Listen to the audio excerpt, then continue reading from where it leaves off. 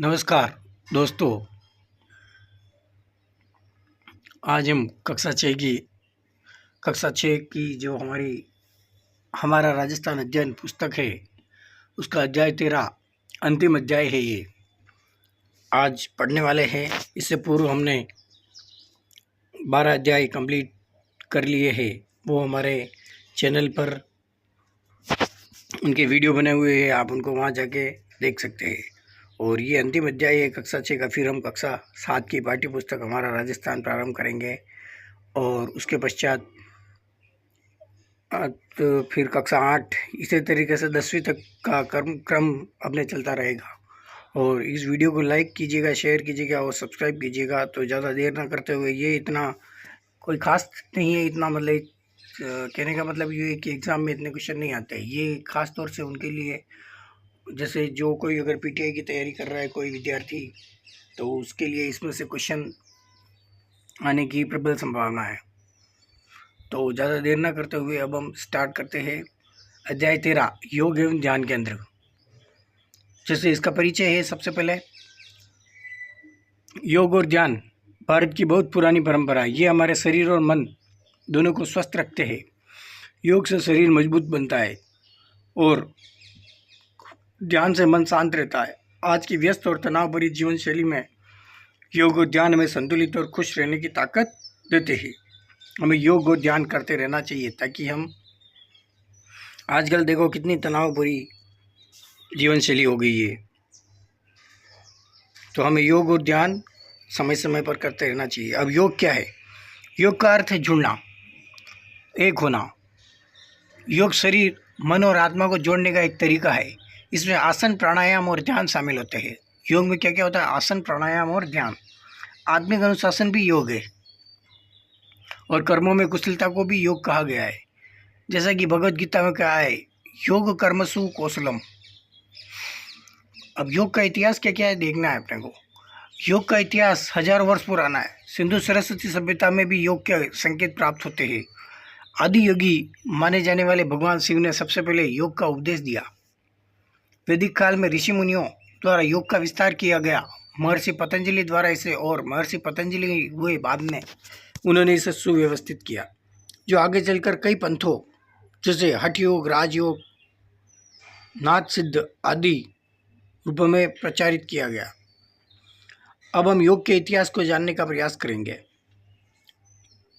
पूर्व वैदिक काल। अब वैदिक काल की बात करें, पूर्व वैदिक काल से मतलब कि पूर्व की अवस्था, पूर्व का जो काल है वो योग की शुरुआत हड़प्पा और मोहनजोदड़ो की सभ्यता एवं संस्कृति के काल से मानी जाती है। वहाँ की मूर्तियों में ध्यान में बैठे योगी देखे गए हैं।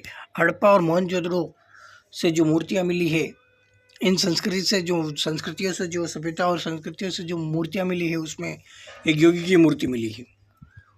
इससे पता चलता है कि पहले भी लोग योग में विश्वास करते थे, योग करते थे। फिर आता है उसके बाद वैदिक काल। वैदिक काल में ऋषि मुनियों द्वारा अपने भीतर ईश्वर का चिंतन करने और चित्त की एकाग्रता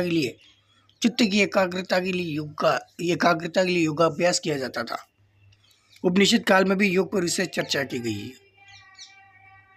भगवान श्री कृष्ण द्वारा गीता में अनेक प्रकार के योग बताए गए, जिसमें कर्म योग, भक्ति योग, ज्ञान योग 3 प्रमुख है। ये पतंजलि ने योग सूत्र में योग के 8 अंगों की चर्चा की, जिन्हें अष्टांग योग कहा जाता है।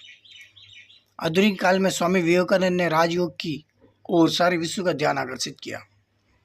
अब योग के कुछ अंग है। कितने अंग? 8 अंग। योग के 8 अंग वो इस प्रकार है। यम, नैतिक संयम होना चाहिए।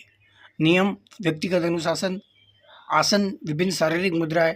प्राणायाम, श्वास को नियमित करने की तकनीक, श्वास को लेना फिर वापस बाहर छोड़ना। प्रत्याहार, इंद्रियों को नियंत्रण में रखना। धारणा, एक बिंदु पर ध्यान केंद्रित करना। ध्यान, किसी वस्तु पर गहन ध्यान केंद्रित करना। समाधि, स्वयं में ध्यान और विलय होना। योग केंद्रों की भूमिका। आजकल योग केंद्र है जो कि योग करवाते हैं और महत्वपूर्ण शारीरिक और मानसिक स्वास्थ्य को निरोग रखने में महत्वपूर्ण भूमिका निभाते हैं।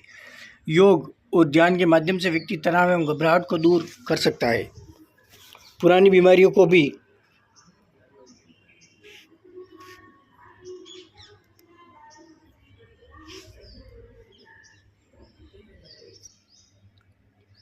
योग और ध्यान के माध्यम से व्यक्ति तनाव एवं घबराहट को दूर कर सकता है।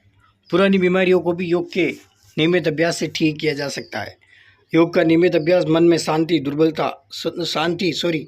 योग का नियमित अभ्यास मन में शांति, संतुलन और स्थिरता की भावना उत्पन्न करता है।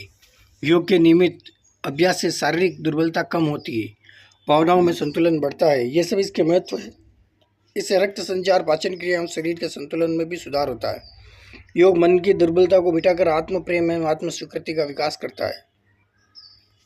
योग केंद्र समाज में विभिन्न विद्यालय और सोशल संस्थाओं के माध्यम से योग के ज्ञान का प्रचार प्रसार करते हैं। योग केंद्र द्वारा विभिन्न कार्यक्रमों का आयोजन किया जाता है, जिसमें योग से संबंधित जानकारियाँ दी जाती है। ये योग केंद्र आध्यात्मिक कार्यक्रम का आयोजन करवाकर जीवन शैली को सुधार करने में महत्वपूर्ण भूमिका निभाते हैं। और योग से क्या क्या लाभ होते हैं? शरीर लचीला और मजबूत बनता है, सांस लेने की प्रक्रिया सुधरती है, ध्यान और एकाग्रता बढ़ती है, मन शांत और खुश रहता है, बीमारियां कम होती है और आत्मविश्वास बढ़ता है। अब कुछ सामान्य योग है, जैसे ताड़ासन, वृक्षासन, भुजंगासन, त्रिकोणासन, सूर्य नमस्कार। अब ध्यान क्या होता है? ध्यान मन को किसी एक चीज़ पर टिकाना। जब हम ध्यान करते हैं तो हमारा मन शांत होता है और अंदर से सुकून मिलता है। ध्यान के लाभ, तनाव और चिंता कम होती है, मन में एकाग्रता आती है, हम अधिक धैर्यवान और दयालु बनते हैं, नींद और मनोदशा में सुधार होता है। योग और ध्यान केंद्रों का महत्व। योग और ध्यान केंद्र ऐसे स्थान होते हैं जहाँ लोग योग का एक साथ अभ्यास करते हैं।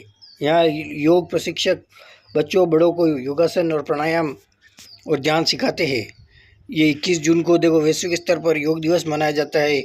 और योग दैनिक जीवन का अंग हो तो स्वास्थ्य अच्छा बना रहता है, रोग प्रतिरोधक क्षमता कमज़ोर नहीं होती। और विद्यालयों में प्रार्थना सभा से लेकर शारीरिक शिक्षा के कालांश में भी योग का अभ्यास आवश्यक बताया गया है। हमारे जीवन में योग के रूप में प्राय आसन, सूर्य नमस्कार, प्राणायाम का बड़ा महत्व है। आसन करना विभिन्न सूर्य नमस्कार,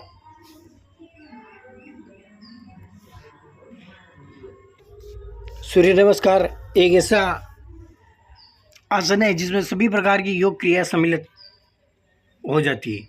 आसनों की अधिकतम संख्या 84 है। सूर्य नमस्कार जैसी क्रिया में अनेक आसनों का स्वतः प्रयोग होता है। प्राणायाम के 3 प्रकार है।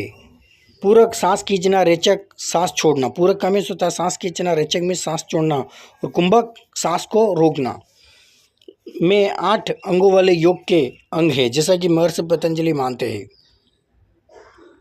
राजस्थान में योग के महत्व को समझते हुए योग प्रशिक्षक सक्रिय है। वही योग क्रिया और योग साधना के अनेक केंद्र भी संचालित है, ये जहाँ स्थानीय ही नहीं देश विदेश के अभ्यासक और इच्छुक लोग जुड़े रहते हैं। विपश्यना केंद्र ये क्या है? विपश्यना एक पुरातन साधना विधि है, जो जैसा है उसे ठीक वैसा ही देखना समझना विपश्यना है। पुरातन साधना विधि है, जो जैसा है उसे वैसा ही देखना समझना क्या है? विपश्यना है। लगभग 2500 ईसा पूर्व भगवान गौतम बुद्ध ने विलुप्त हुई इस पद्धति का पुनः अनुसंधान कर इसे रोगों के इलाज एवं जीवन जीने की कला के रूप में प्रतिपादित किया। इसके शिविर में गंभीरता, दृढ़ता से पालन करना होता है। प्रशिक्षण के निश्चित सोपान है। पहला सोपान, साधना के दौरान साधक 5 शील पालन करने का व्रत लेते हैं, अर्थात जीव हिंसा, चोरी, झूठ बोलना, अब्रह्मचर्य तथा मादक पदार्थों के सेवन से विरत रहना है। ये इसके बारे में बता रखा है, ये आप पढ़ लेना, इसमें कोई ज़्यादा इतना कोई विशेष नहीं है। ये विपश्यना से क्या लाभ मिलते हैं? मन की शांति और संयम बढ़ता है, क्रोध और तनाव कम होता है, आत्मनियंत्रण और करुणा का विकास होता है।